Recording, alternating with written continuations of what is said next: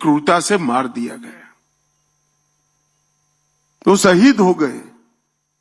और दूसरी ओर छाती गर्व से फूल भी जाती है, मैं ऐसे देश में पैदा हुआ हूं जहां एक बंदा अपने चारों साहबजादों को देश और धर्म के लिए समर्पित करने से नहीं चूकता है।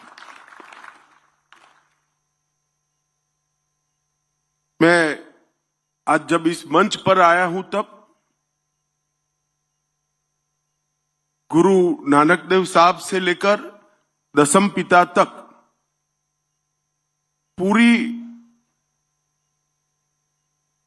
सिख गुरु परंपरा को मन पूर्वक प्रणाम कर कर मेरी श्रद्धा व्यक्त करता हूं।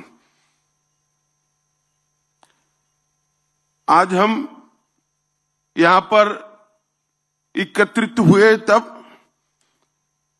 मैं मां गुजरी जी के त्याग, धैर्य, बच्चों को दिए हुए संस्कार और उनके मातृत्व को भी मन पूर्वक प्रणाम करना चाहता हूं।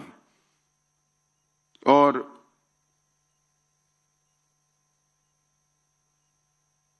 यही भूमि पर कई ऐसी स्थान है जहां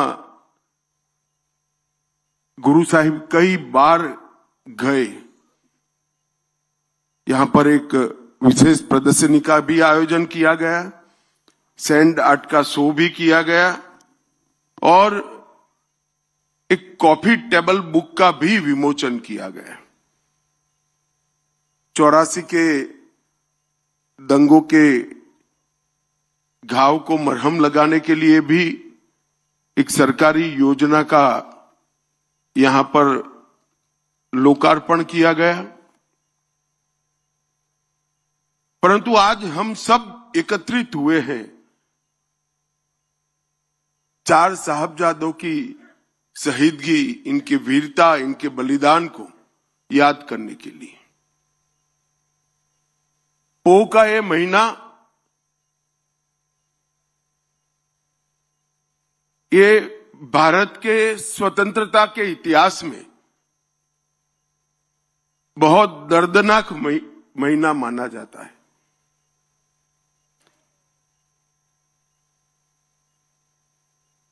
और जिन साहबजादों की बात करना चाहते हैं, बाबा जोरावर सिंह जिनकी उम्र सिर्फ 9 साल थी,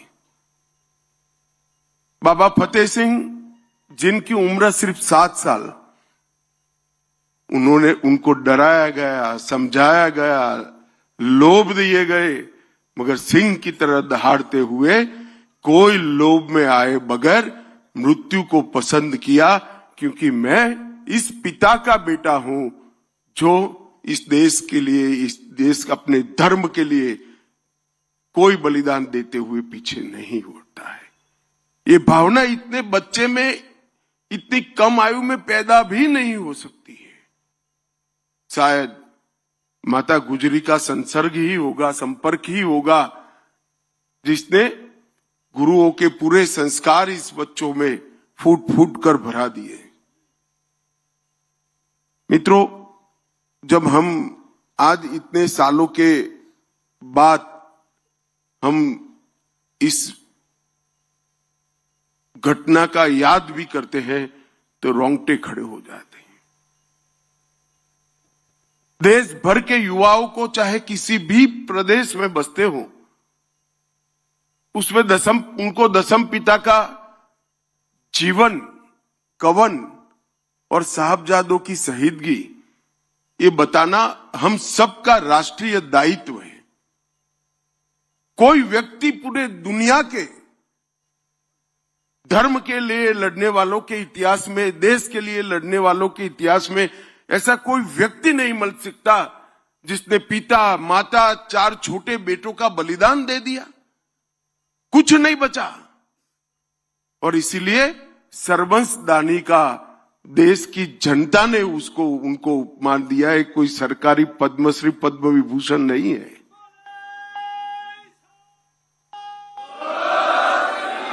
अपने पिता, अपनी माता, अपने चारों बच्चों का बलिदान करने के बाद भी लड़ाई को चालू रखा।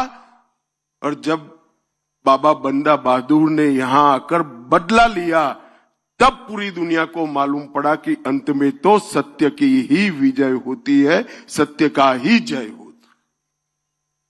ये जो जुझारूपन है, धर्म के प्रति समर्पण है, मातृभूमि के प्रति प्यार है, ये पूरे देश के सभी लोगों को जानकारी देने का एक अवसर है।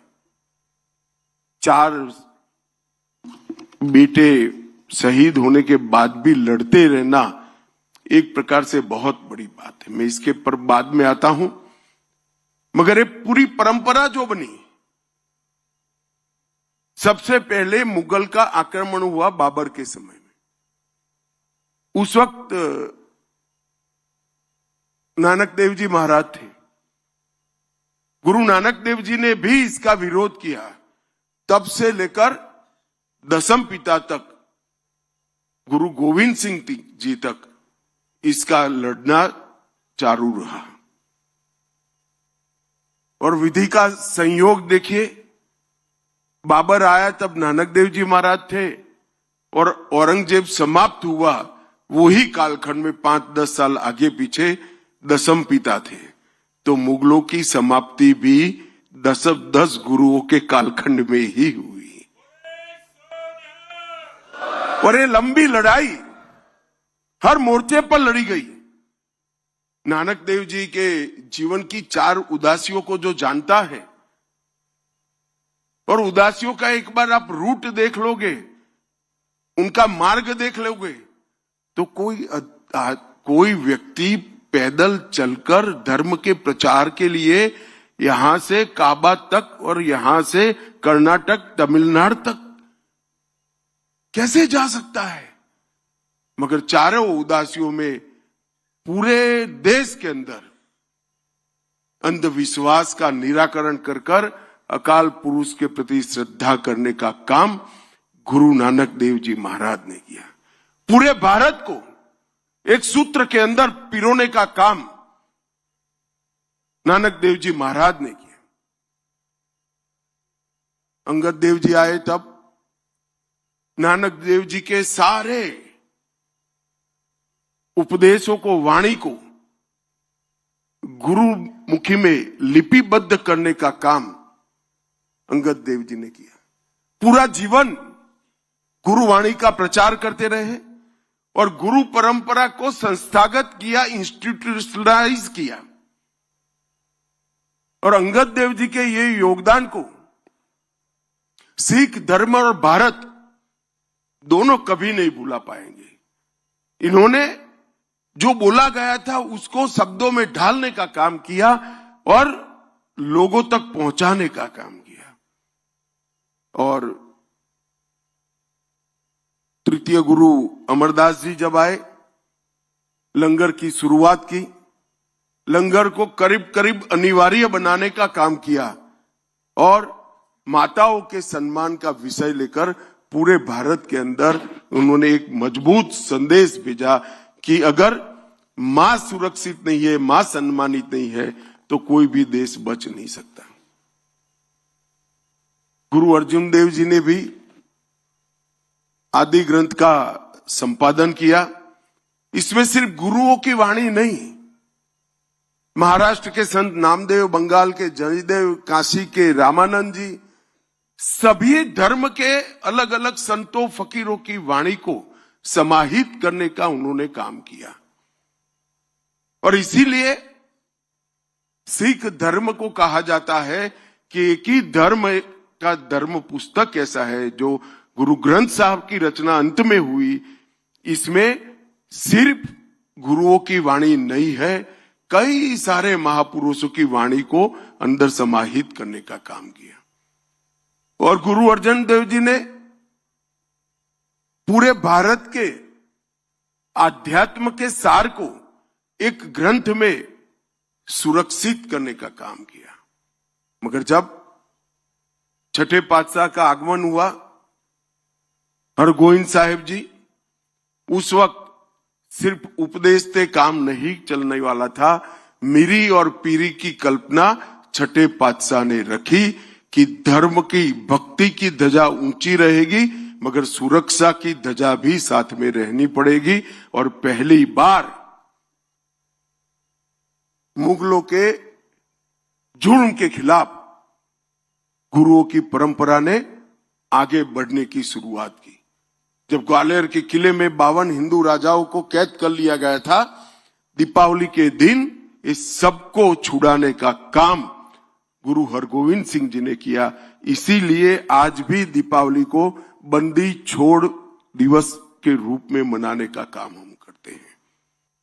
वहां से आगे आए गुरु हरराय जी ने करुणा, प्रकृति और औषधि, ये तीनों को धर्म के साथ जोड़ने का काम किया। और भारत की परंपरा, घायल कोई भी हो, दर्दी कोई भी हो, दुश्मन भी क्यों ना हो, उसको पानी भी देना चाहिए, दवाइयां भी देनी चाहिए, इसका उपचार भी करना चाहिए। ये बड़प्पन उस जमाने में जब धर्मांध लोग सिर्फ आप मेरे धर्म को स्वीकार नहीं करते इसलिए जिंदा जला देते थे, काट देते थे। उस जमाने में कि घायल कौन है मत छोड़ो, देखो घायल शत्रु की भी सेवा करो, ऐसे उच्च विचार प्रस्तापित करने के काम किया। अल्पायु में गुरु हरकिशन साहिब जी ने भी सेवा का बहुत बड़ा उदाहरण दिया। चेचक महामारी के समय प्राणों की परवाह करे बगैर दिल्ली और इर्द गिर्द के इलाकों में सेवा की एक बहुत बड़ी परंपरा उन्होंने स्थापित की। और फिर आता है हिंदी चादर नवम गुरु। मैं कई बार मेरे मत क्षेत्र में गुजरात में भी कहा हूं, अगर गुरु तेग बहादुर न होते तो हम कोई हिंदू न होते, कोई सिख नहीं होता, पूरा भारत समाप्त हो गया होता। इस देश पर नवम गुरु के जो उपकार है वो 5000 साल के बाद भी इसका शुक्राना अदा नहीं हो सकता, कोई भूल नहीं सकता। जब कश्मीर के पंडित उनके पास गए और कहा हमारा जबरन धर्म परिवर्तन हो रहा है, हमें बचाइए, आप ही बचा सकते हैं, तब उन्होंने उनके मुख से एक वाक्य निकला कि ये जुर्म तभी रुकेगा धरती कोई महान आत्मा का बलिदान मांगती है। और मित्रों, उसी वक्त कहते हैं ना, पूत के लक्षण पालने से, उसी वक्त 8 साल का बालक गोविंद राय दशम पिता पास में खड़े थे। उन्होंने एक क्षण का भी विचार करे बगैर कहा कि आपसे महान कौन हो सकता है, अगर बलिदान देना है तो आपको ही देना चाहिए। एक 8 साल का बच्चा अपने पिता को कहता है कि आप तो बड़े महान हो, अगर बलिदान देना है तो आपको देना चाहिए, रोक के धर्म परिवर्तन को। और फिर नवम गुरु की वो महान यात्रा दिल्ली तक की, और औरंगजेब को कहा कि धर्म परिवर्तन बंद करो, मुझे अगर धर्म परिवर्तित कर देते हो तो पूरा भारत धर्म परिवर्तन करने के लिए तैयार है। और जो यातनाओं का वर्णन है, मैं तो यहां बोलना भी नहीं चाहता, बोल भी नहीं सकता। इतनी यातनाएं सहन करने के बाद भी जुल्मी और अत्याचारी लोगों के सामने अपने मक्कम इरादों को कभी उन्होंने पिघलने नहीं दिया। ढेर सारी यातनाएं सहन कर अपना बलिदान दिया। दिल्ली का शीशगंज गुरुद्वारा आज भी और सैकड़ों साल बाद भी सभी देशभक्तों के लिए सबसे बड़ा तीर्थ स्थान बना हुआ पड़ा है। और ये सभी देश के लोगों को दिखाता है कि एक व्यक्ति अगर चाहे तो शासक कितना भी जुर्मी हो कुछ नहीं कर सकता, व्यक्ति का बलिदान उसको शासक से ऊपर उठा लेता है। और तिलक और जनोई इसकी रक्षा के लिए, हिंदुओं की रक्षा के लिए, स्वधर्म की रक्षा के लिए उन्होंने अपना बलिदान दिया। और कोई दुनिया के इतिहास में बलिदान नहीं मिलता ऐसा। कई लोग लड़ते हैं, लड़ना चाहिए, लड़ते हैं, उसमें जय पराजय दोनों होता है। मगर आप जब जाकर कहकर जाते हो ऐसे जुर्मी शासक के सामने कि आप अगर मुझे धर्म परिवर्तित कर दोगे तो पूरा भारत धर्म परिवर्तित हो जाएगा। उनको मालूम था कितने अत्याचार होंगे और उनको डराने के लिए उनके साथियों पर भी अत्याचार किए गए, हिम्मत तोड़ने के लिए। मगर जरा भी डिगे बगैर अपना बलिदान दिया और वही प्रेरणा दशम पिता के लिए एक बहुत बड़ा संस्कार का स्रोत बन गई। और दशम पिता ने जो किया वो तो बड़ा कमाल कर दिया। खालसा पंथ की स्थापना की और उनको कई लोग आज भी झिझकते हैं, मगर मैं हमेशा कहता हूं कि ये नवम गुरु और दशम पिता न होते तो भारत में कोई भी ना हिंदू होता ना सिख होता, सब हमारे संस्कार धर्म समाप्त हो जाते। और इसीलिए उनको हिंद की चादर कहते हैं। उनको पंजाब की चादर नहीं कहा, उनको हिंद की चादर कहा गया। पूरे इतने विशाल देश के सभी धर्मों की रक्षा के लिए उन्होंने अपना बलिदान दिया। और दशम पिता के जीवन को तो कौन भूल सकता है।